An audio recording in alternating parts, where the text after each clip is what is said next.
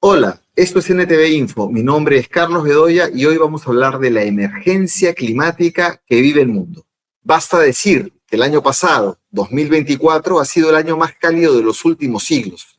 Según datos de la Organización Meteorológica Mundial, se superó por primera vez el 1.5 grados centígrados de aumento de temperatura desde la época preindustrial. Para poder analizar este tema que cobra mayor urgencia ahora que muchos líderes de la ultraderecha que han llegado a los gobiernos están en franco negacionismo, como el presidente de Estados Unidos, Donald Trump, o el presidente de Argentina, Javier Milei, nos acompaña la economista boliviana Carola Mejía.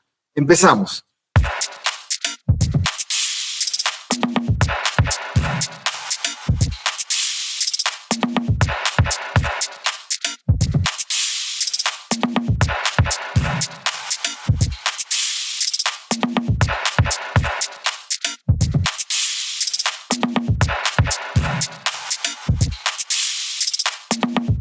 Bienvenida, Carola, muchas gracias por estar aquí. Realmente es un placer tenerte aquí. Hola, Carlos, un gusto y un saludo a toda la audiencia.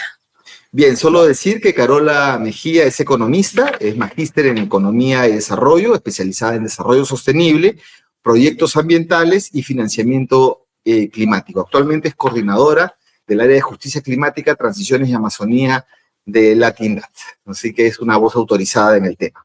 Bueno, empezamos. ¿En qué punto de la crisis climática, de esta emergencia climática mundial nos encontramos? Es decir, ¿qué tan grave es este problema, especialmente para América Latina y el Caribe, nuestra región? Bueno, Carlos, lamentablemente estamos llegando a un punto realmente peligroso, ¿no? Ya antes se hablaba de la crisis climática como un problema futuro, pero esto ya lo estamos viviendo. Es una crisis que es real, es una crisis que nos está impactando y lamentablemente de manera desproporcionada a los países que menos responsabilidad tienen, que son los países del sur global. América Latina es una región que no contribuye tanto a la contaminación que genera el problema, pero sí está recibiendo muchos impactos. Y lamentablemente estamos llegando justamente a este punto en el que la ciencia nos había recomendado sería, digamos, el límite máximo, digamos, del aumento de la temperatura, que sería un escenario seguro. De hecho, el año pasado ya lo estamos como sobrepasando, ¿no? Entonces, nos alerta muchísimo porque estamos llegando a un punto que puede ser incluso el punto de no retorno, que es el que hemos ido, digamos, alertando tanto desde la comunidad científica como desde la sociedad civil y quienes están haciendo activismo para que se atienda el problema. Esta es una crisis que genera muchísimos problemas, tiene eventos, digamos, de lento progreso, como son los derretimientos de los glaciares, el aumento del nivel del mar, el calentamiento del mar también, que son ya efectos irreversibles, digamos, impactos irreversibles que tienen muchas repercusiones, obviamente, en el clima, en la disponibilidad de agua, pero también se han triplicado los eventos climáticos extremos. Por ejemplo, las sequías son cada vez más largas, más extremas, tienen muchísimas repercusiones en, por ejemplo, la producción de alimentos, ¿no? Las sequías extremas están haciendo que desaparezcan lagos, ríos, ¿no? Están bajando su nivel. Muchos ríos en mi país, por ejemplo, ha desaparecido el segundo lago más importante, que era el lago Popó, por consecuencia de la crisis climática y por también consecuencia de la minería y la contaminación. Pero también hay otros eventos climáticos extremos. Por ejemplo, las lluvias llegan cada vez en periodos más cortos y son cada vez más, digamos, intensas, ¿no? Y devastan muchísimos lugares, están causando daños a la infraestructura, están poniendo en riesgo la vida de mucha gente. Y bueno, se está volviendo un problema muy, muy terrible, pero también, por otro lado, las olas de calor, ¿no? Están llegando, digamos, estos momentos en los que la temperatura es tan alta y, de hecho, en este momento en el sur, en países como Argentina, Chile, Paraguay, en Brasil, se están viviendo temperaturas sumamente altas que ponen en riesgo también la salud de la gente, sobre todo de los ancianos, digamos, de la gente que también habita en la calle, que no tiene a veces, digamos, aire acondicionado o formas de combatir esas olas de calor. Por otro lado, también todas esas condiciones hacen que los incendios forestales, por ejemplo, que se dan en nuestra región por algunas prácticas irresponsables que existen para ampliar la frontera agrícola, sobre todo, hacen que estos incendios sean cada vez más devastadores y más difíciles de controlar. Por eso hemos perdido, por ejemplo, en mi país, en Bolivia, el año pasado, 10 millones de hectáreas de bosque, ¿no? Que ya son totalmente difíciles de recuperar.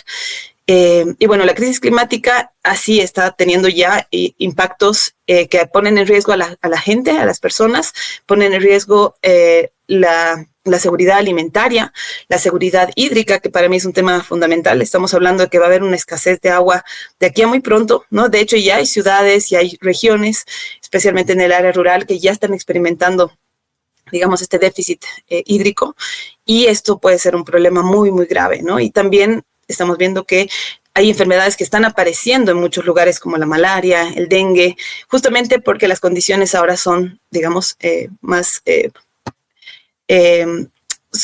digamos, dan mayor oportunidad que estos vectores, estas enfermedades aparezcan, ¿no? Y se propaguen, como la malaria y el dengue, como lo mencionaba, ¿no? Que generan muchas muertes y muchos problemas en la salud.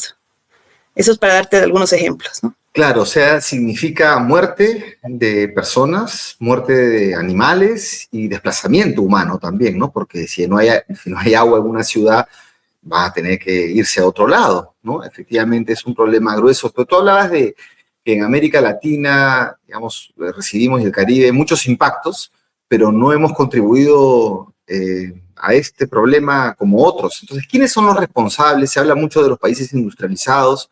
Entonces, ¿cuál es el grado de responsabilidad de Estados Unidos, de Europa, de Rusia, de propia China? Cuéntanos, a ver.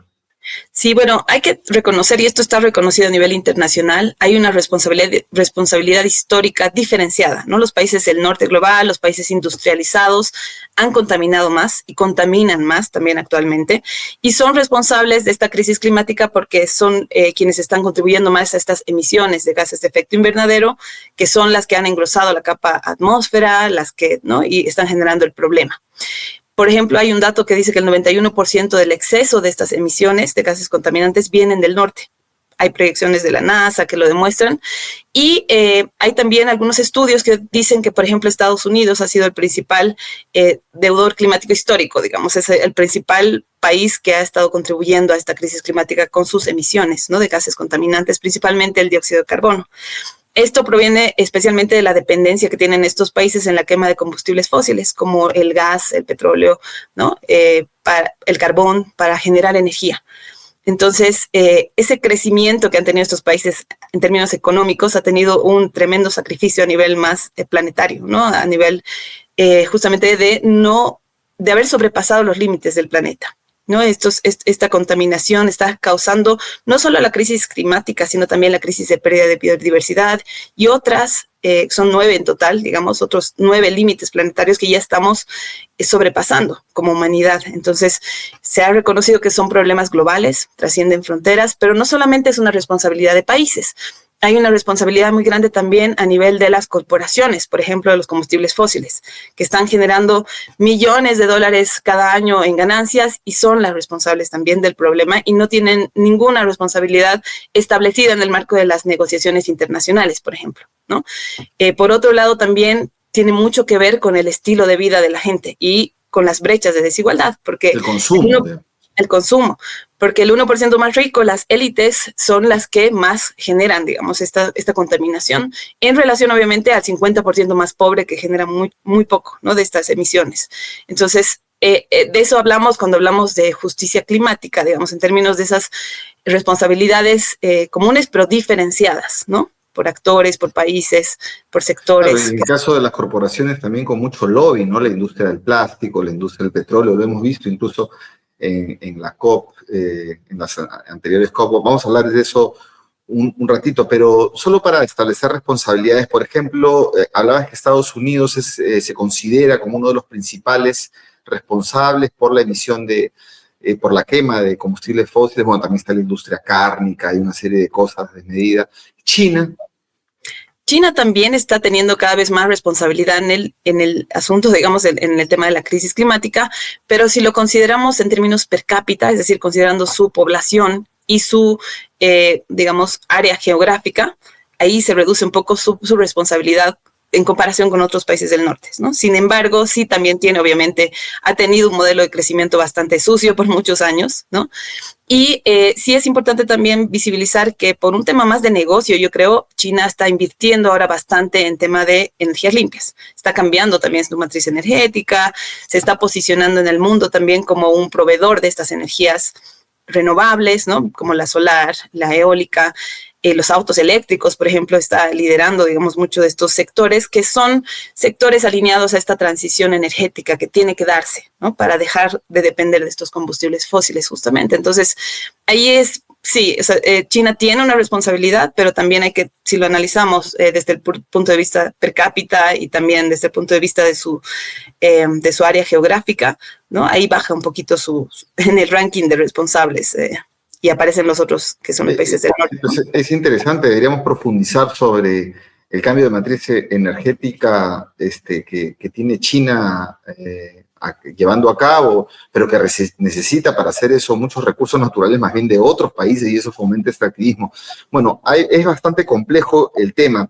¿Cuánta plata se necesitaría para poder poner en un mundo ideal, ¿no? Para poder poner algo de freno, porque en la introducción decíamos que el 2024 ha sido el año más cálido de los últimos siglos, después de por lo menos en la época industrial, es el año más cálido y esto está trayendo consecuencias. 1.5 grados centígrados, se ha aumentado la temperatura promedio mundial y eso parece poco, pero es un montón, ¿no? Entonces, ¿cuántos financiamientos se necesita, cuánta plata se necesita para un poquito aguantar esto? ¿Y quién debe ponerla? ¿Y a dónde debe ponerla? Sí, aquí es importante mencionar que la ciencia ha establecido ese 1.5 como el límite. O sea, no deberíamos superar ese aumento de temperatura de 1.5 porque cada grado que superamos ya nos lleva a unos escenarios catastróficos, ¿no? Y estamos justo en esa línea, en esa delgada línea. Entonces, se ha establecido que se necesita, sobre todo el sur global, necesita aproximadamente lo que pedían los países del sur global sobre financiamiento climático era 1.3 billones de dólares por año. Es decir, al 2030 más o menos unos casi 6 billones, digamos, en total, ¿no? Para hacer frente a la crisis climática. Es decir, este es dinero que tiene que financiar acciones de mitigación, es decir, reducir emisiones, pero también adaptación, y esa es la prioridad para nuestros países. Lamentablemente, el año pasado en la COP29 se negociaba justamente una nueva meta de financiamiento que iba a reemplazar los 100.000 millones anuales que se habían comprometido en 2009, que deberían venir de estos países que son más responsables y que además se ha incumplido por mucho tiempo. Lamentablemente, este pedido del 1.3 billones anuales no ha sido escuchado. Han tomado decisiones, hay pocos países, sobre todo del norte global, y solo se ha triplicado la meta de los 100.000 millones. Entonces sigue siendo sumamente insuficiente. Hay una brecha enorme de financiamiento y desde la Tindad hemos estado analizando mucho la calidad del financiamiento y hemos visto que, por ejemplo, en América Latina, más del 80% de ese financiamiento llega como préstamos que están incrementando injustamente la deuda, tienen que ser repagados. En muchos casos de los préstamos, por ejemplo, de multilaterales, son préstamos que no tienen buenas condiciones, son tasas de mercado, son préstamos no concesionales, ¿no? Que es bastante injusto también. Y también hemos visto que los procesos son lentos, ineficientes. Tener un proyecto aprobado por el Fondo Verde del Clima, que es el fondo multilateral más grande e importante, toma 5 años. Entonces, ¿de qué estamos hablando si realmente estamos viviendo una emergencia? ¿No? ¿Qué tipo de apoyo internacional es este? ¿No? Y acá no hablamos de solidaridad, realmente hablamos de que tienen que asumir con responsabilidad, digamos, esta deuda climática que tienen estos países con el sur global y con el planeta en general, ¿no? Entonces, bueno, aprovecha para hacer negocios de paso, ¿no? Lamentablemente. Carola, si son 500.000 millones de dólares que Estados Unidos ha metido en Ucrania para la guerra, ¿y cómo puede ser que ese monto supere por 5 veces el monto que se tiene de 100.000 millones? O sea, estamos mal, ¿no? Estamos realmente mal. Sí, y o sea, siempre más plata iba a la guerra con Ucrania en estos 3 años que durante 30 años negociando el cambio climático. Así es. De hecho, siempre escuchamos decir a estos países del norte que no hay suficientes, digamos, recursos públicos para atender la crisis climática o para garantizar que se cumplan esos compromisos.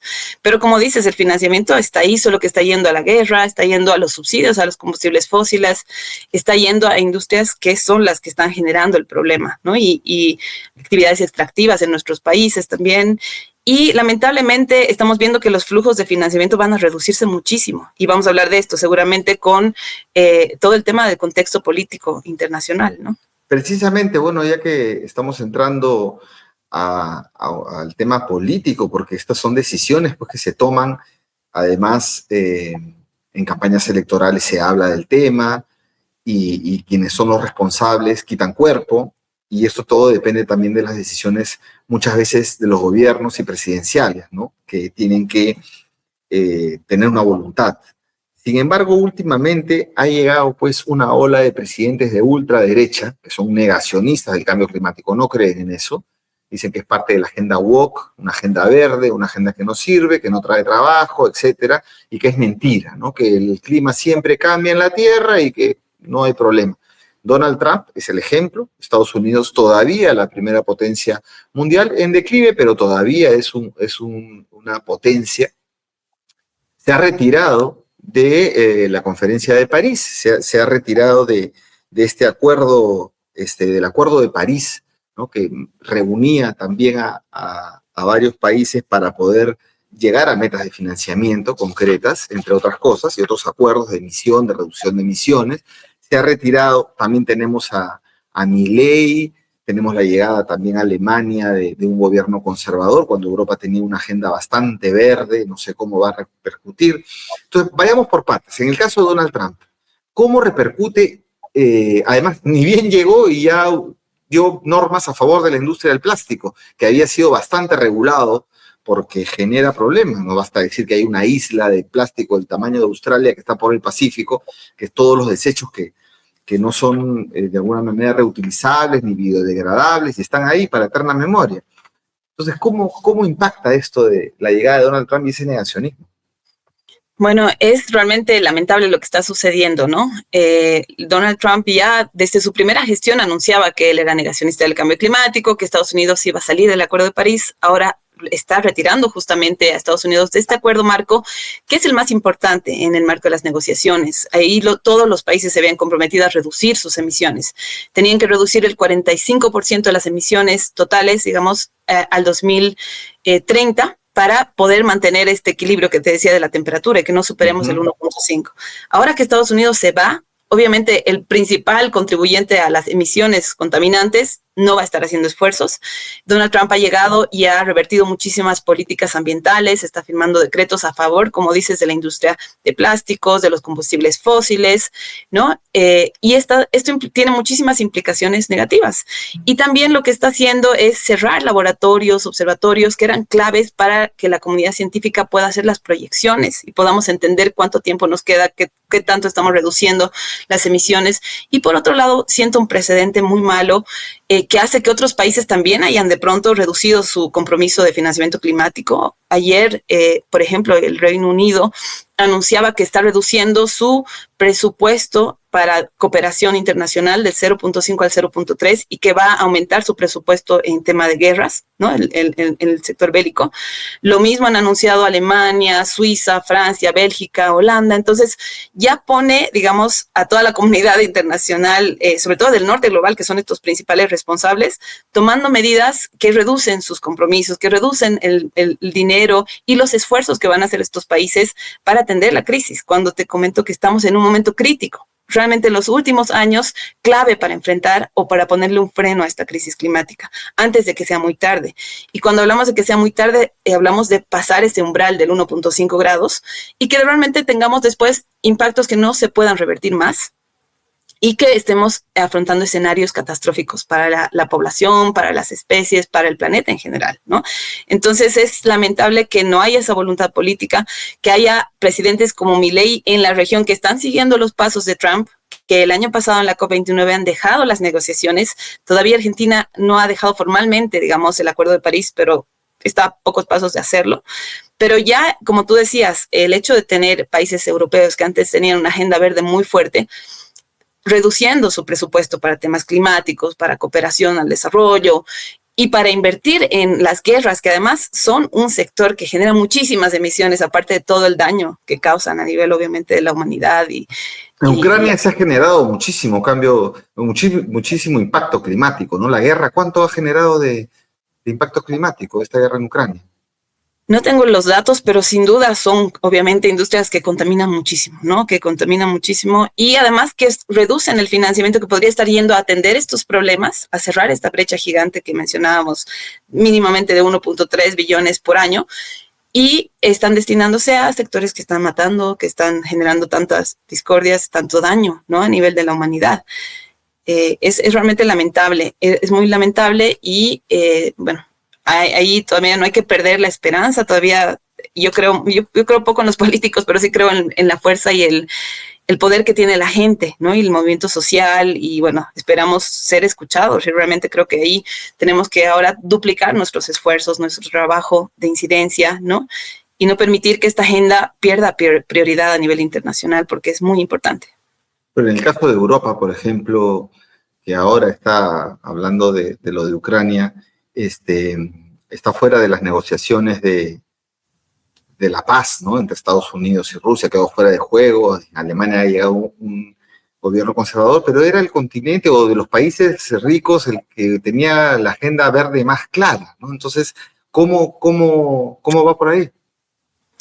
Sí, justamente hay ese riesgo de que la Unión Europea, como está también con unos cambios políticos hacia la derecha y además con todo este antecedente, digamos, que deja Estados Unidos y la salida de Estados Unidos de ese apoyo multilateral al tema del financiamiento climático y a otros, hace que también Europa vaya a velar por sus propios intereses y vaya a perder, digamos, esa prioridad, la agenda, el Pacto Verde que ellos tenían desde el 2019 y sobre el cual habían tenido buenos avances, ¿no? De hecho, la Unión Europea ha tenido una transformación importante y era bastante importante respecto a cumplir compromisos de financiamiento climático, ¿no? Estar activo en las agendas del clima. De hecho, el Acuerdo de París se ha firmado en Francia en 2015. O sea, han sido promotores de que esa agenda sea importante. Lamentablemente, con todos estos cambios y este contexto político tan desfavorable, hay ese riesgo de que ahora ellos también velen por sus intereses, inviertan más en sus industrias, ¿no? Y en sus, se asegurar el tema, por ejemplo, de energético, ¿no? Y ya no se preocupen tanto de atender este problema más global que la agenda verde. Exacto. Sí, efectivamente, además las promesas del actual presidente o canciller o la fuerza política que ha ganado en Alemania, que es una fuerza conservadora, señalaban que van a gastar bastante para reactivar esa economía que está con bastantes problemas y precisamente en el debate se echaba mucho la culpa a la agenda verde, ¿no? A la agenda verde como causante de que no generó un crecimiento económico. Y tenía acá un dato, Carola, ¿no? Señalaba hoy día en las 5 noticias de NTV Info, se señalaba que la guerra en Ucrania ha emitido el mismo dióxido de carbono que 120 millones de autos en un año. O sea que es brutal, en realidad, el impacto. Pero ahí sí hay plata, 500 mil millones de dólares versus 100 mil millones, ¿no? Que se tienen. Es realmente, eso es bastante gritante, digamos. Bueno, para ir cerrando, hay cumbres, hay una institucionalidad, digamos, internacional, multilateral, que está siendo golpeada, pero todavía está ahí entera, ¿no? Que son, por ejemplo, las globales, como la COP, que ahora vamos a llegar a la COP 30, o sea, 30 años, básicamente, de reunión de esta conferencia de las partes, ¿no? Del mecanismo de Naciones Unidas, para ver el tema de cambio climático. El próximo año va a ser en Brasil. Yo te voy a preguntar retos y oportunidades ahí, pero también va a haber la segunda cumbre de presidentes de la Amazonía, que es algo que ha venido o sido iniciativa del presidente colombiano Petro y Lula, básicamente son los que y Lula de Brasil, que han apoyado esto. También está el marco de negociaciones sobre la Convención de Diversidad Biológica, y que se van a además reanudar en Roma discusiones sobre este tema.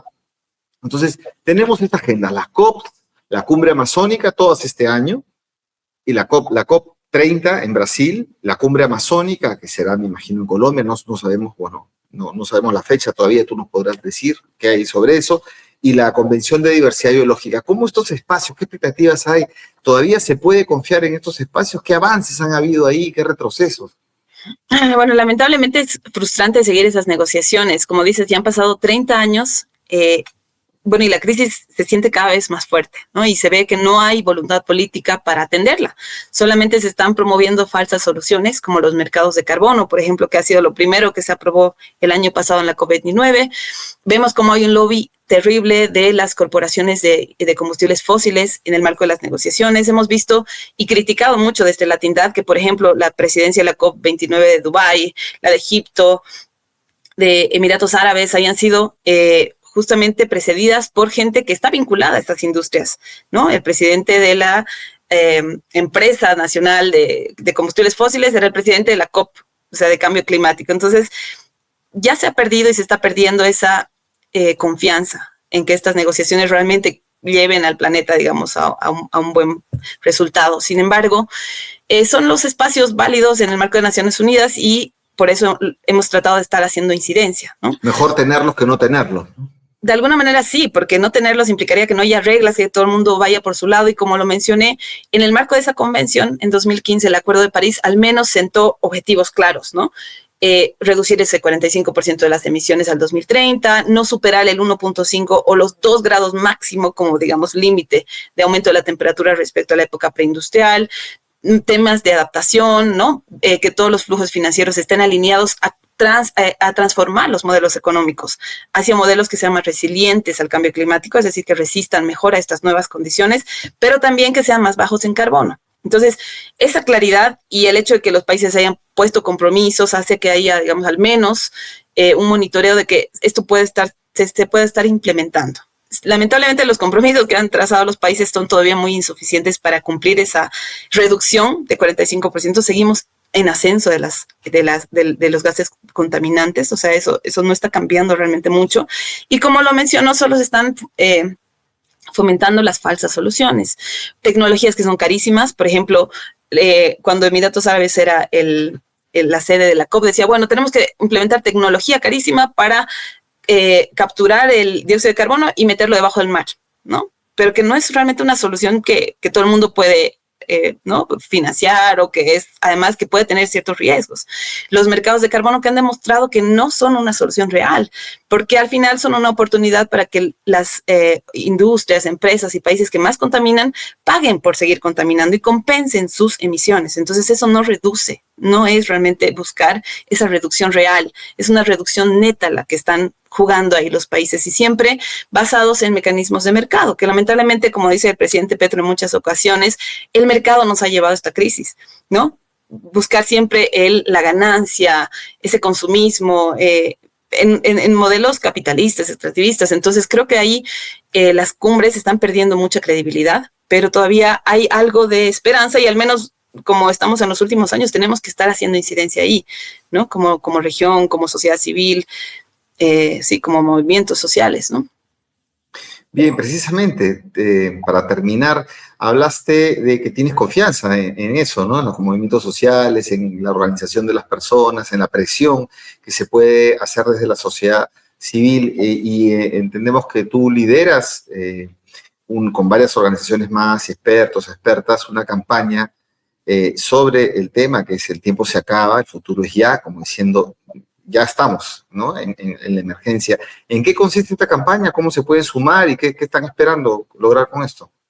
Sí, bueno, esta es una campaña liderada por Latindad en la que participan muchos de nuestras organizaciones miembros, pero también varios aliados que ya está siendo implementada hace varios años. Estamos tratando de sensibilizar a la población sobre la crisis climática, sobre los impactos, sobre cómo se vincula y se relaciona con el tema de la justicia climática, quiénes son responsables, qué tenemos que tratar de hacer como personas para cambiar nuestros hábitos de producción, de consumo y contribuir realmente a combatir la crisis. Es una campaña que nos ha servido para realmente no solamente sensibilizar a la población, sino hacer incidencia. Este año tenemos y tú lo mencionaste, 2 hitos importantes, la Cumbre de Presidentes de la Amazonía, y ahí visibilizaremos a través de la campaña la importancia de la región amazónica para combatir la crisis climática, ¿no? Porque está reconocido a nivel internacional, es una de las áreas más biodiversas, absorbe dióxido de carbono, genera oxígeno, garantiza el agua, entonces tenemos que preservarla. Entonces, en el marco de esa cumbre vamos a hacer mucha incidencia para que los gobernantes, los presidentes que participen en esa cumbre realmente asuman una agenda importante que se lleve a la COP30. Este año tenemos esa oportunidad como región. La COP30 va a ser en Brasil, en Belém do Pará, en una zona amazónica, en noviembre, y a través de la campaña, a través del trabajo articulado con nuestros aliados, estaremos participando en todo ese proceso, ¿no? Rumbo a la COP30, hablando de transiciones justas, hablando de la atención y la urgencia de que se actúe para realmente combatir esta crisis climática y de manera oportuna. Estaremos tratando de generar capacidades en la gente y sensibilizar a la población sobre cómo pueden ejercer ese derecho, digamos, de participar activamente en esta agenda climática, ¿no? Esa es la invitación y es una campaña abierta a todas las personas. ¿Cómo pueden sumarse las personas, las organizaciones? En la página web de Latindad tenemos un apartado, digamos, específico de la campaña, donde hay un link donde las personas interesadas pueden sumarse a través de un formulario y también, obviamente, pueden ver todo el material que se ha generado y compartirlo en redes sociales, que es lo que hemos estado haciendo, ¿no?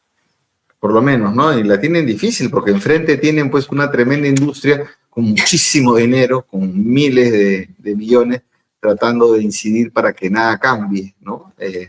Un bajo nivel de conciencia realmente. Bueno, Carola, muchísimas gracias por todos estos datos. No sé si quieres agregar algo más. No, muchísimas gracias, Carlos. Sí creo que sería bueno hacer otro programa específicamente sobre la transición justa, ¿no? Y sobre la transformación socioecológica que tenemos que promover. En Latindad estamos trabajando en esa línea, ya no solamente demandando y criticando, sino proponiendo y visibilizando economías transformadoras, alternativas, que pueden ser, digamos, las que realmente lleven a salvar el planeta, ¿no? Y la vida. Claro, y en lo que se debe invertir, todo este dinero que se necesita se debe invertir precisamente en cambios de matriz energética y transiciones no solo energéticas, sino de todo tipo y respetando también la diversidad cultural, respetando también cada contexto. Bien, Carola Mejía es experta en financiamiento climático, experta boliviana en desarrollo sostenible y en cambio climático. Muchas gracias, Carola. Y con ustedes, amigos, amigas y amigues, nos vemos en el próximo programa de NTV Info. No sin antes decirles que se suscriban al canal de YouTube, que les den clic a la campanita de notificaciones, además de que se suman y se suscriban a todas las redes sociales de NTV Info. Y si no se quieren perder ninguna entrevista, también suscríbanse al canal de difusión de WhatsApp, que se los dejo aquí en la descripción. Muchas gracias.